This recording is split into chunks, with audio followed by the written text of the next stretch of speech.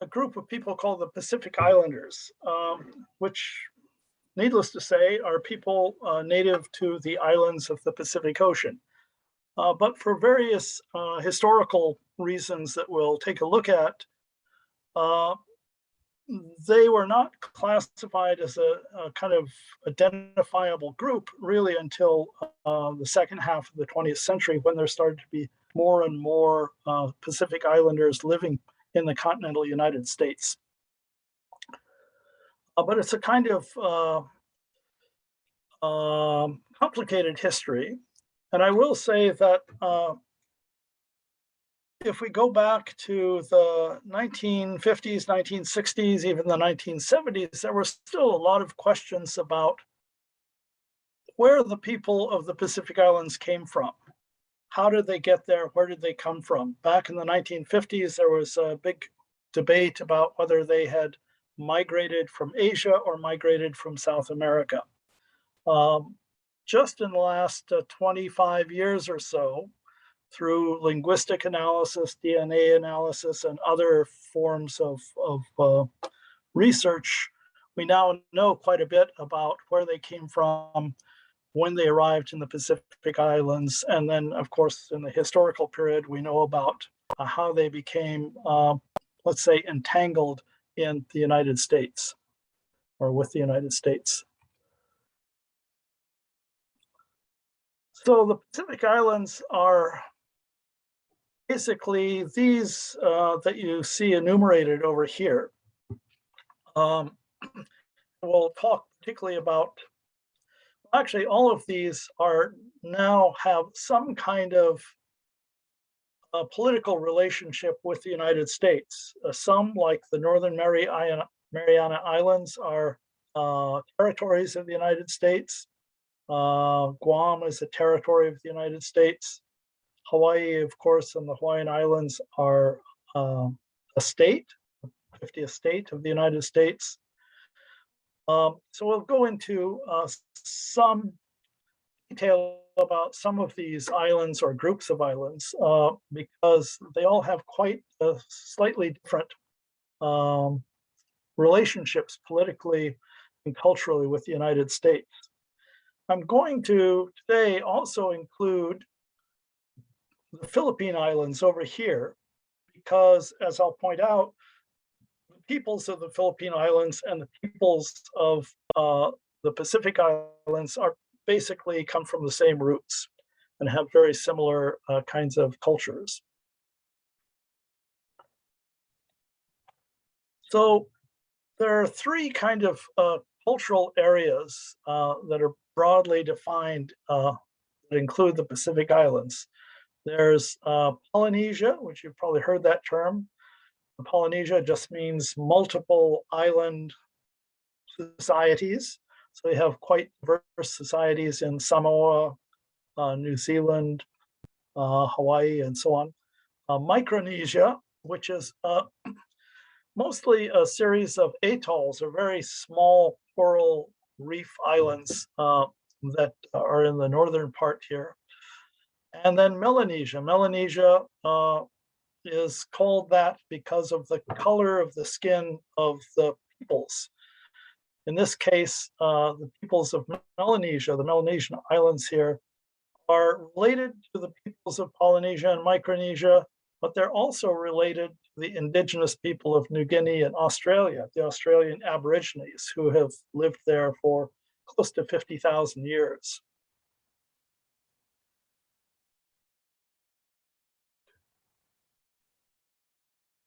So here we have a timeline of the of what are called the Austronesian speaking peoples.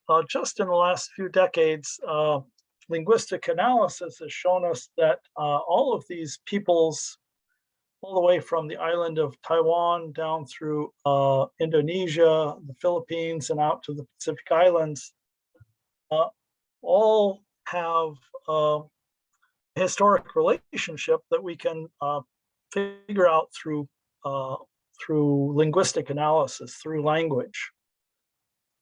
The theory now fairly well substantiated is that most of the people of the Pacific Islands originated on the island of Taiwan, about 75 miles off the coast of China, where we know that people had migrated from the mainland at least 5,000 years ago.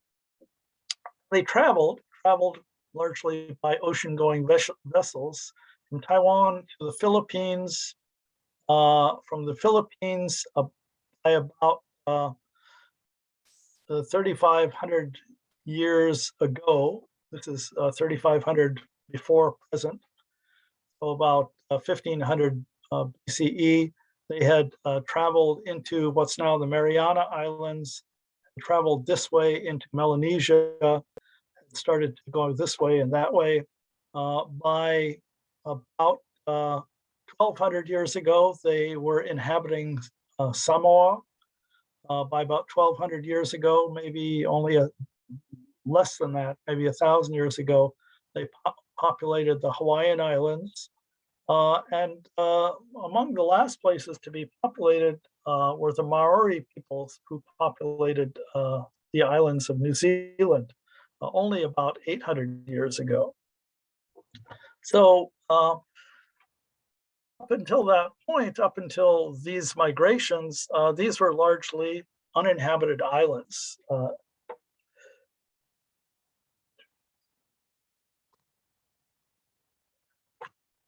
This was another bigger view of the migration of these peoples, because we know that they migrated by boat as far west as the island of Madagascar, here off the coast of Africa, by about 500 or so years ago. Actually, 1,500 years ago.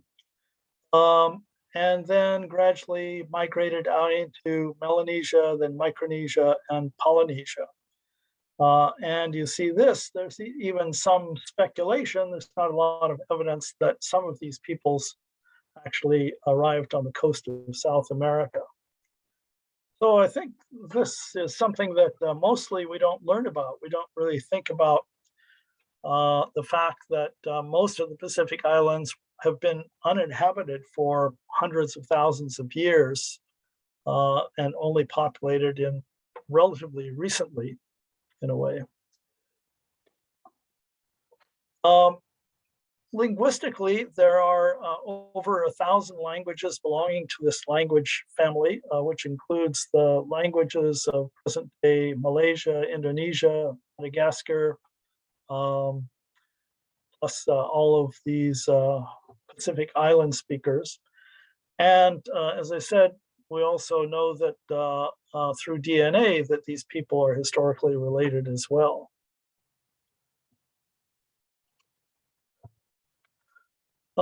We also know now that they were the inventors of catamarans, outriggers, and initially traveled from Taiwan to the Philippine Islands and then spread out from there over the ensuing couple of thousands of years. Most of these Austronesian cultures, which includes the peoples of Indonesia and the Philippines, as well as the Pacific Islands, have certain commonalities. Tattooing seems to have originated among them and been popularized among them. Living in stilt or platform houses, those are houses built in places that are prone to flooding. And so there are kind of tall stilts of maybe 8 or 10 feet that keep the bottom of the house above ground. We know that they had domesticated dogs. We know that, not surprisingly, they use a lot of maritime and boat symbolism in their tattoos and other works of art. There's also foods that are common to almost all of these societies. Taro, which is a kind of tuber-like plant, similar to the potato, that's still very common in southeastern China, in Taiwan, in the Pacific Islands. In Hawaii, that's the basis of poi, which is kind of one of the standard traditional dishes in Hawaii. Yams, also common. Those were spread across to the Pacific Islands by these people. They brought with them on their outriggers, they brought chickens, they brought pigs, they brought certain fruits that were indigenous to Southeast Asia, but were introduced by them into the Pacific Islands, specifically bananas, coconuts, breadfruit. So now we're going to focus on a few of them that have become, in one way or another, territories or areas controlled by the United States. We're going to talk about Hawaii, which became an American territory in 1898. Guam and the Philippines also became American territories in 1898. Puerto Rico too, but we're not talking about that because it's not in the Pacific. American Samoa has been an American territory since about the same time, 1900. And Northern Mariana Islands are islands that were originally, during World War II, were controlled by the Japanese. A lot of the heavy fighting of World War II occurred there. The United States drove the Japanese out of the Northern Mariana Islands, and after the war, the United Nations basically gave that to the United States as a kind of trust territory, it's called.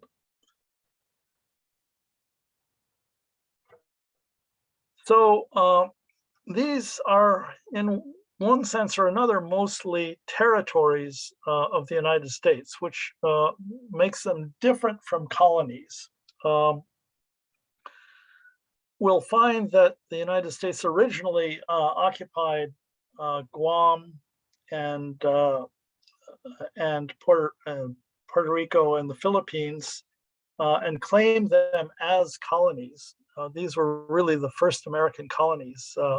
When in 1898, the United States made the decision to follow the lead of other imperial powers like France, Great Britain, Germany, Japan, and others. But territories are different. They're partially self-governing. They're semi-autonomous, although they're overseen by the US government. Some of them were colonies before becoming territories. Others have just always been territories. They don't have any voting representation in Congress. Some of them, Guam, Puerto Rico, and others, are allowed one non-voting delegate in the House of Representatives that can basically observe what's happening and report back, but they don't have any political power in Congress. So citizens of US territories are largely US citizens. This is important because a lot of people don't recognize that Puerto Ricans are American citizens, that the people of Guam are American citizens, that the people of Samoa are American citizens. And as American citizens, while they can vote in local elections, they can't vote in presidential elections. They can serve in the US military. They hold US passports. They can travel freely back and forth between their territory and the United States. And in the case of for instance, during the Vietnam War, when there was a draft, they could be drafted into the American Army. There are some exceptions. The citizens of American Samoa are not citizens. They are US nationals, which means they can't vote in US elections, even if they come to the mainland. They don't have the full rights of citizens, but they have US passports, and they can freely travel back and forth between the US and Samoa to to work and to go to college and do other things that they do in the United States. let's talk about the Hawaiian Islands. In 1776, they were discovered by Captain Cook, a British sea captain, who first identified them. By the early 19th century, the major Hawaiian Islands were unified under a single king, King Kamehameha. And about the same time, there started to be more and more Westerners, Europeans and Americans, showing up on the shores because of this was the days of whaling ships, where the whaling ships in the Pacific needed places to get food and water. Very early on, missionaries started arriving there to try to convert the Hawaiian people to Christianity. They brought in a lot of diseases, so that over the next few years, the native population dropped markedly from about 300,000 to around 70,000 people.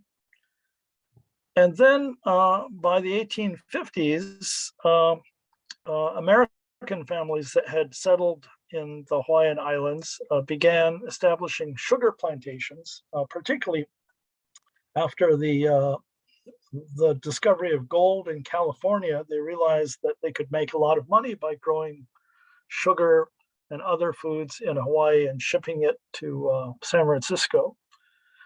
They began to import labor from Korea and China and Japan, so you started to have a more mixed population there of Asian laborers. And gradually they began to assert themselves. So by the second or third generation of Americans living in Hawaii began to see the Hawaiian people and the Hawaiian leadership as kind of backward and ignorant. And basically they overthrew the government of the Queen at the time, established what they called the Republic of Hawaii, and then asked the United States to annex Hawaii, to make it part of the United States. Initially, the American government, for a variety of reasons, weren't interested in doing that, but ultimately they did do so in 1898.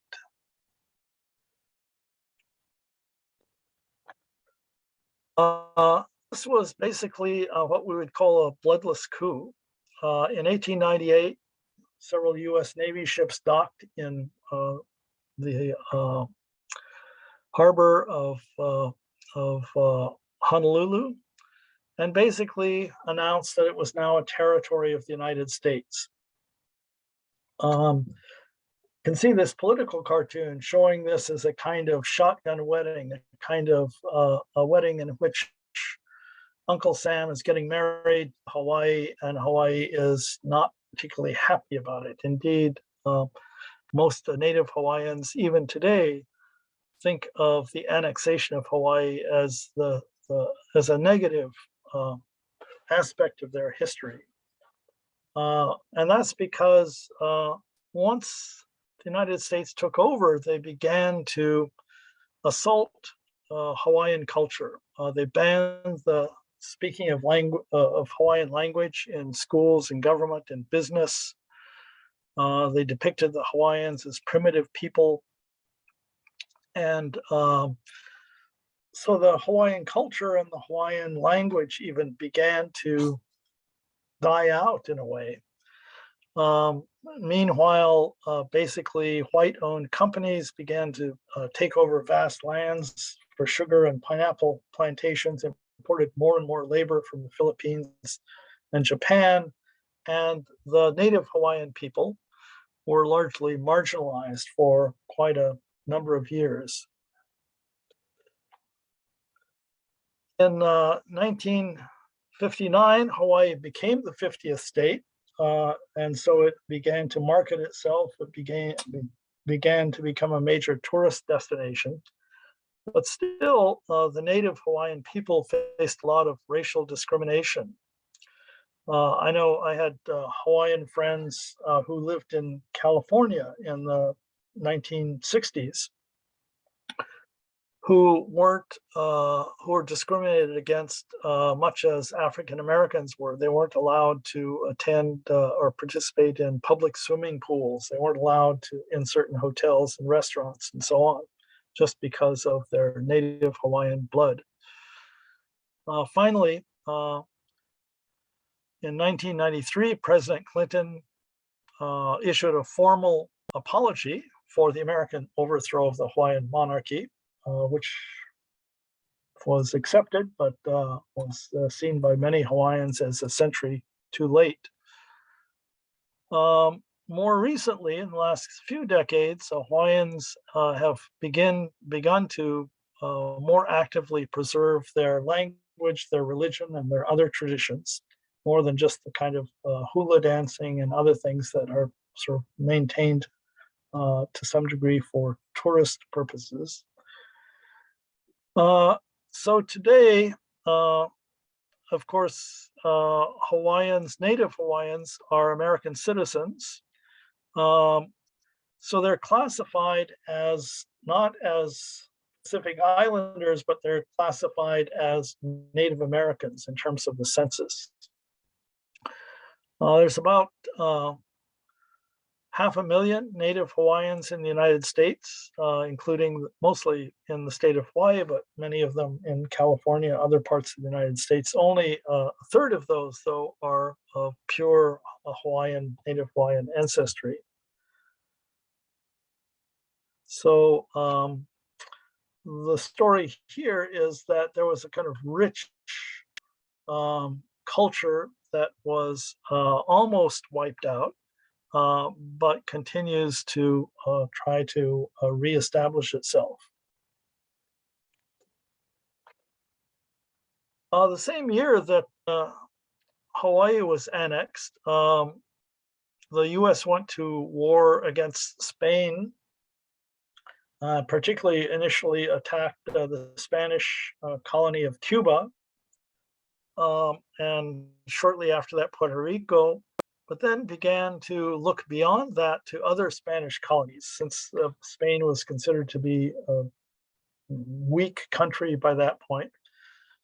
And by the end of the war, it had claimed territory of the Philippines, Guam, Puerto Rico, and Cuba. Cuba was allowed to become independent shortly after that, but the Americans maintained quite a bit of political, economic influence over Cuba until the Communist Revolution of 1959. In terms of the Philippines, when the US Navy arrived there and very rapidly defeated the Spanish Navy, but needed help to establish control of the territory of the Philippines because they hadn't brought many forces. They sent away to Washington and asked for 20,000 troops, but it would take months and months for those troops to get there. So the United States went to the leaders of an ongoing revolution, independence movement against Spanish rule, and basically asked them to help defeat the Spanish and in return promise them independence. So this took place. U.S. military and the Filipino insurgents defeated the Spanish, forced the Spanish to concede. And then in the treaty ending the war in December of 1898,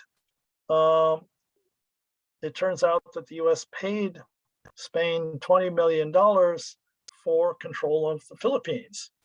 The insurgents, ones who had fought for independence, weren't very happy about this, and fighting broke out between them and the American troops there. This begins the Filipino-American War, which began in 1899 and was only concluded in 1902 with the surrender of the Filipino insurgents. So, what was going on here? The United States had not been involved in imperialism up to this point. The United States had seen um, European countries, half a dozen European countries, establish colonies in Africa, in Asia, already to some degree in the Pacific, and so wanted to have a power base in Asia to be able to compete with the European powers, to be one of the international powers, which they arguably weren't up till that point. They wanted access to the Chinese markets. They wanted to extract natural resources like lumber and sugar and other products that were being produced in the Philippines.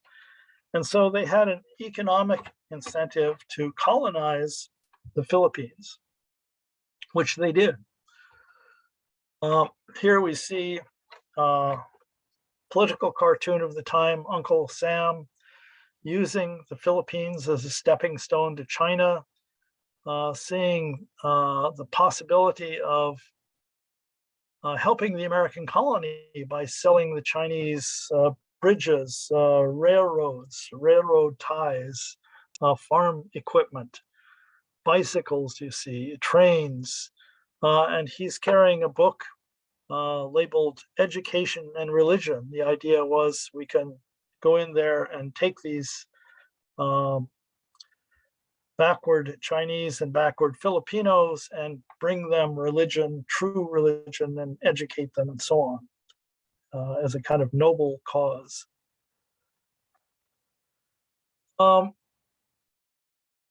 While this war was going on, 1900 comes along, and it's a presidential election year. And during that year, the presidential election was largely based on the question of should the United States continue to occupy the Philippines and turn it into a colony, or should it not?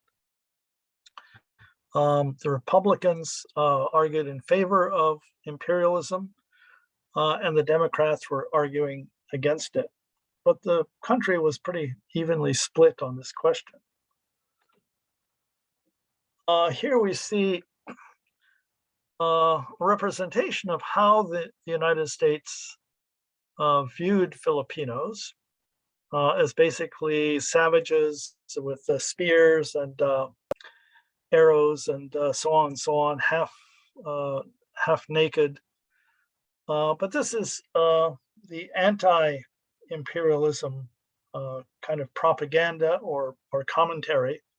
As we see here, Uncle Sam is pointing a bayonet at the Filipinos. On the bayonet is a slip of paper that says liberty and civilization. The caption here is, he, that is the Filipinos, wouldn't take it any other way. In other words, the commentary here is, we're trying to help the backward, ignorant Filipinos achieve civilized life, but because they're so ignorant, they won't accept it. Therefore, we have to give it to them at the point of a gun.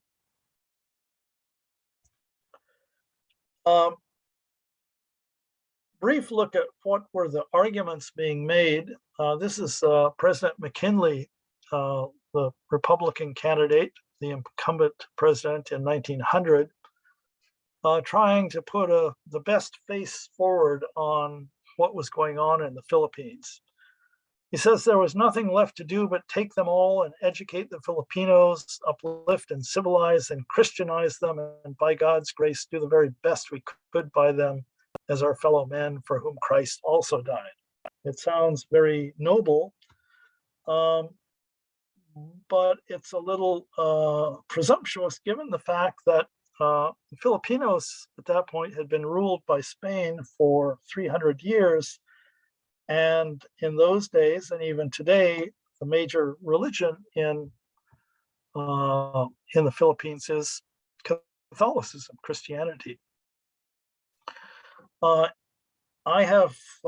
see some of you from my GPS 320 class are looking in.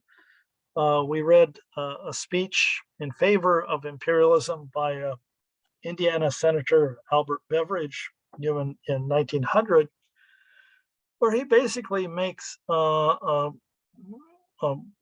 racist argument for why the United States should control the Philippines. He says God has not been preparing the English-speaking and Teutonic, that is, Germanic peoples for 1,000 years for nothing but vain and idle self-contemplation. He has made us the master organizers of the world. He has marked the American people as his chosen nation. This is the divine mission of America. So putting this in the sort of shedding light on the idea that America is the one that's being directed by God to bring civilization and Christianity to the rest of the world. The anti-imperialist argument, best made by Mark Twain, who says, we've gone there to conquer, not redeem. It seems to me it should be our pleasure and duty to make these people free and let them deal with their own domestic questions. So I'm anti-imperialist. We see one of the major justifications for imperialism used by a lot of the Europeans, but here also by the Americans, is the idea that by colonizing, you see the students in the front, Hawaii, Guam, Puerto Rico, Philippines, Cuba, by occupying these and colonizing, we're actually helping them because we're bringing them education and civilization and so on. And yet we also see here that those peoples, largely peoples of color from those countries, are depicted as not very good students, not very good. It's going to be a tough job to try to civilize them in the way Uncle Sam would like to. Ultimately, the Republicans win. They controlled Congress. They ramped up the war against the Filipino insurgents, began using scorched earth campaigns because they were fighting against insurgents. They didn't know who they were supposed to protect versus who was attacking them. And so the way to deal with that, it's the same way we dealt with the Vietnamese, the same way we dealt to some degree with the Afghans, is you just go in and burn down villages, burn fields, force people into concentration camps, use torture to try to extract information from captured people. And ultimately, as I say, the war was declared ended in 1902 after the deaths of about 4,000 American servicemen. And now Filipinos were part of the United States, a territory of the United States. But importantly, they were not initially classified as citizens of the United States. They were classified as nationals of the United States. And so what that meant was that they could travel freely to the United States, they could work in the United States, but they couldn't become citizens. They couldn't own land in many states. In many states, they couldn't own businesses. Nonetheless, clearly there was some perceived benefits for among Filipinos to travel to the United States to work, to be educated, and so on. So by 1930, there were about 100,000 Filipinos living in the United States. It's clear that they faced racism wherever they went because Filipinos are largely dark-skinned. And By 1930s, not only were Americans concerned about the increasing numbers of Filipinos in the United States, but the Democratic leaders of the country were also increasingly uncomfortable with having colonies. And so in 1934, they did two things in an act that was passed. They, one, promised Filipino independence within 10 years, that is by 1944, but they also dropped the classification of Filipinos as American nationals, which would allow them to freely travel to the country, and redefine them as aliens who needed to apply for visas for immigration. And they set an annual immigration quota of 50, a handful. On December 8th, 1941, Japan invaded, occupied the Philippines. Ultimately, the United States military went in by the late 1944, early 1945, with Filipino assistance, managed to push the Japanese out of the Philippines. And so at the end of the war, July 4th, 1946, the Philippines became independent. However, there's still a fairly large Filipino population in the United States, about 4.1 million. If you look at the map, it looks like they should be classified as Pacific Islanders, but they're actually classified as Asian Americans. And the Filipinos, not surprisingly, are largely concentrated on the West Coast.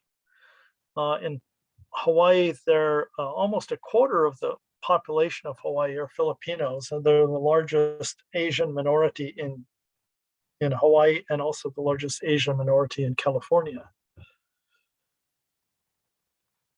During the same period, during the Spanish-American War, the United States basically, without even firing a shot, got the Spanish to give up Guam, which had been discovered by the Spanish explorer Magellan back in 1521.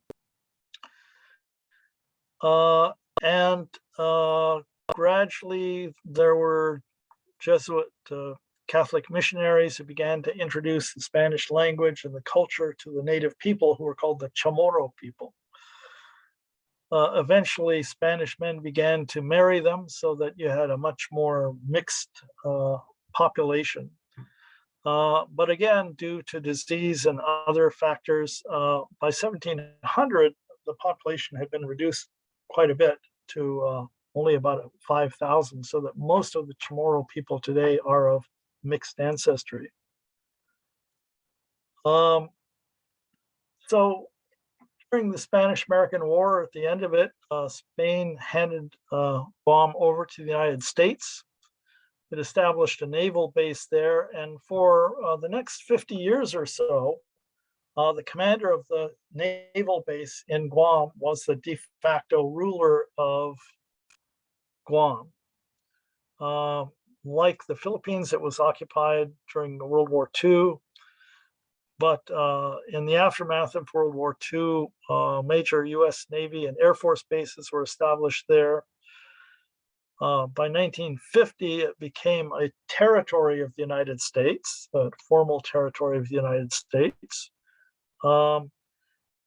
Citizens of Guam only became US citizens in 1952. By 1966, they were allowed to elect their own governor, but they still can't vote in presidential elections and so on. And today, about 60,000 people of Chamorro background live in the United States. So a relatively small number, but again, concentrated in certain areas.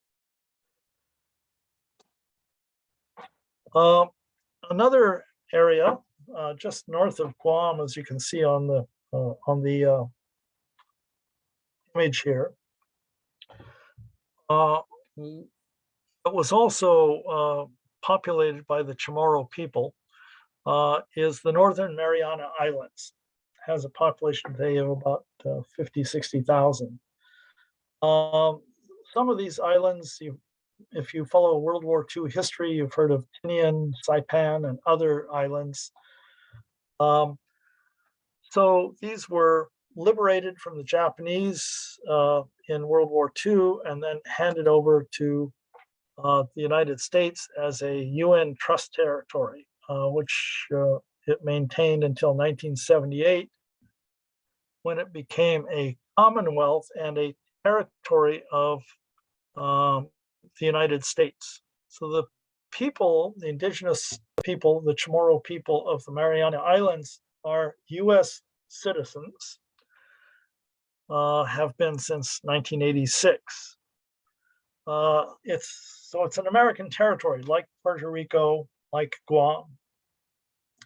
But for a variety of reasons, it was exempt from US labor laws, which created quite a controversy in the late 1990s, because it turns out that a lot of manufacturers of clothing were using basically sweatshops in the Northern Mariana Islands, paying low wages to the people of the Marianas to produce clothing, but they were able to label that clothing made in America because it's an American territory. And so I think since then, American labor laws have been instituted in the Northern Mariana Islands. Another American territory, Samoa, is an American territory, an unincorporated territory of the United States. So it's somewhat different from Guam and the Northern Mariana Islands. You see here that you have Samoa, which originally was a German colony, but today is an independent country, and then American Samoa, which is an American territory.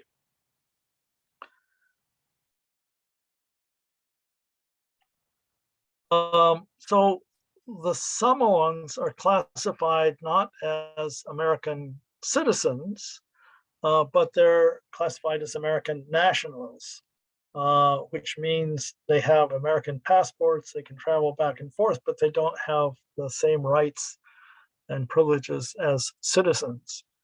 They still maintain Samoan traditional culture, Fa'a Samoa,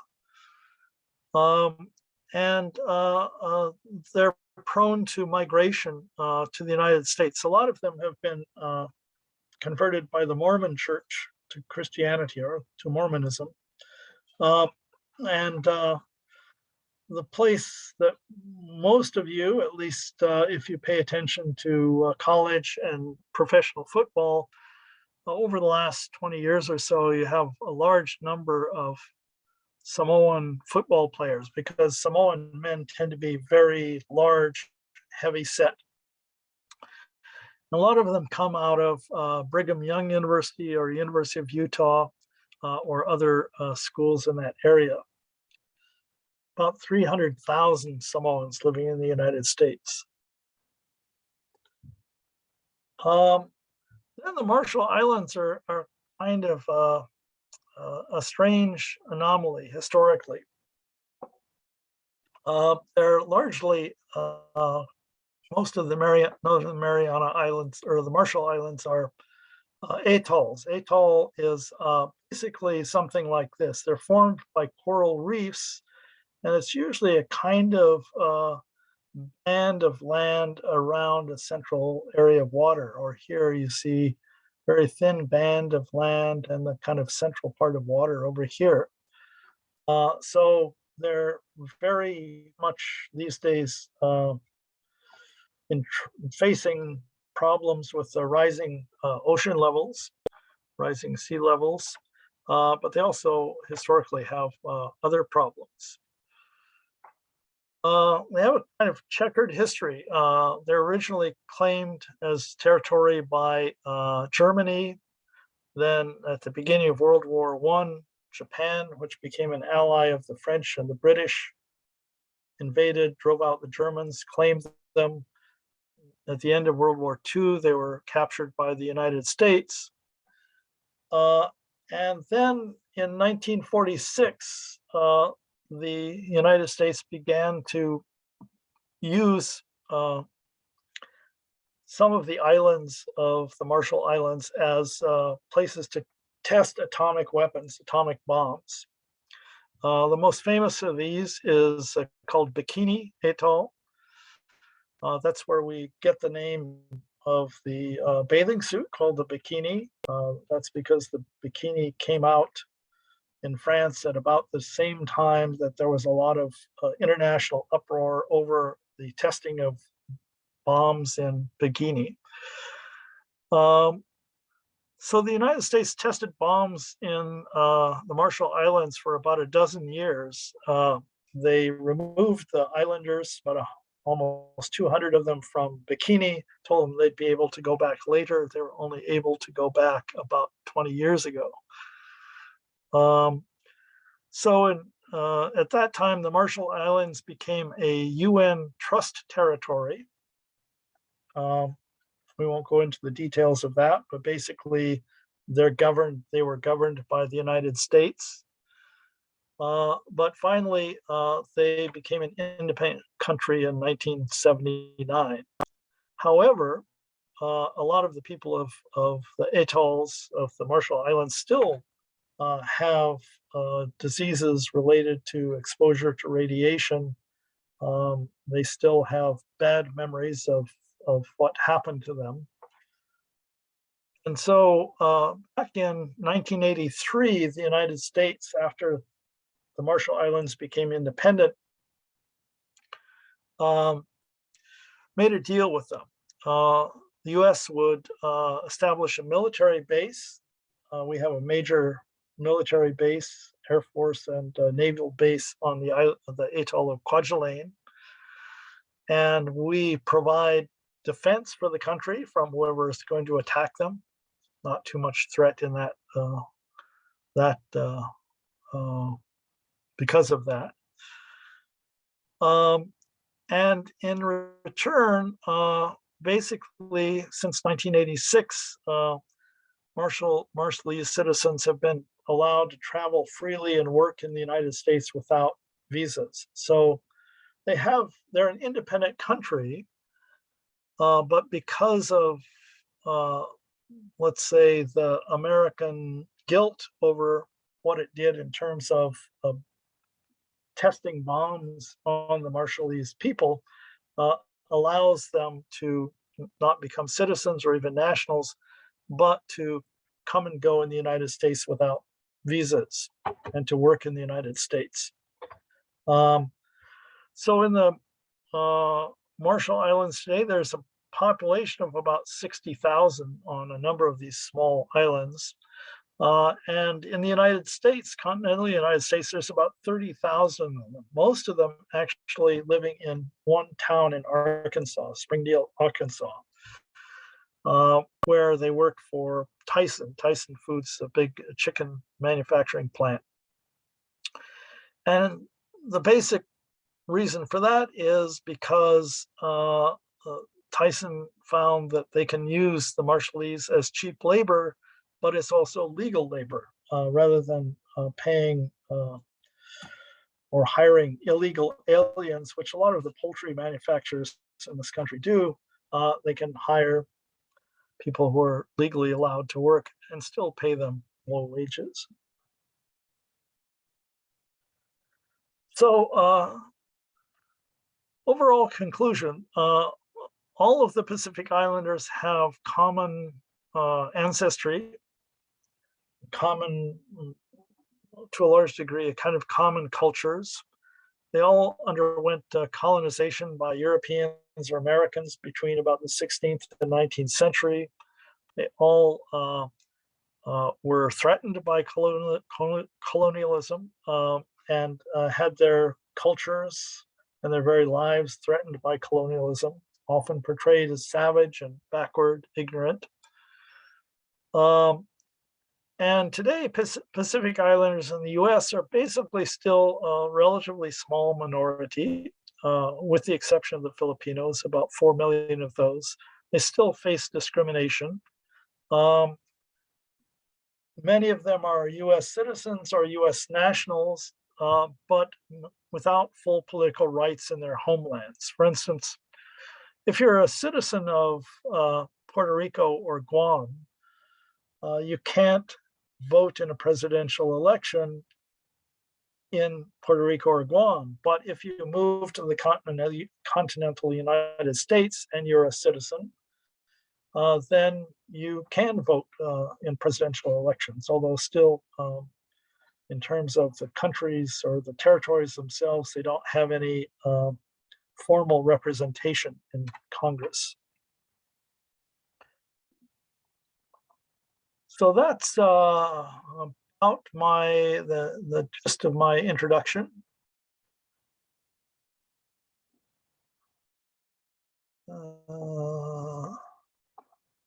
At this point, are there any questions? And guys, you can feel free to either directly give me your questions, or you can put them in the chat box, or you can just come on to the screen and ask your questions.